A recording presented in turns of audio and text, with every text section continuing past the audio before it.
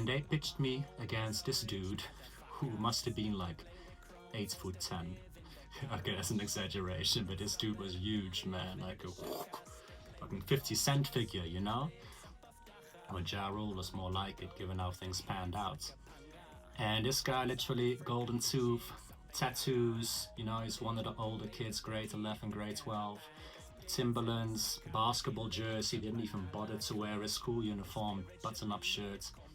And we started going against one another. You know, this wasn't one of those battles where you rap like a whole verse and the other person goes. This is like line for line. And we started going line for line, and eventually it got to a point where the whole classroom was crowded, people crowding outside the classroom, and we were equal, so it was a draw. Now we had one more line to say and it was my turn.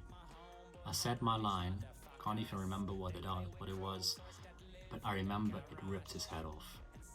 And people went berserk, they went crazy. You know, they started jumping up and down, running through the school, letting everybody know what happened, and wanting to interview me. Literally, overnight, I went from being this scrawny white kid, you know, from the Netherlands who nobody really knows anything about, to being Eminem.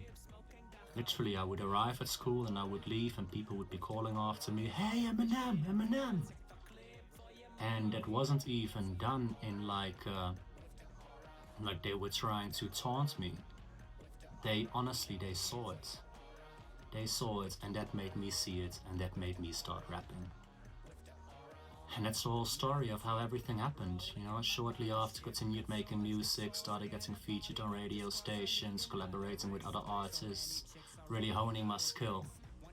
And so many years later, here we are. JungleAss.net.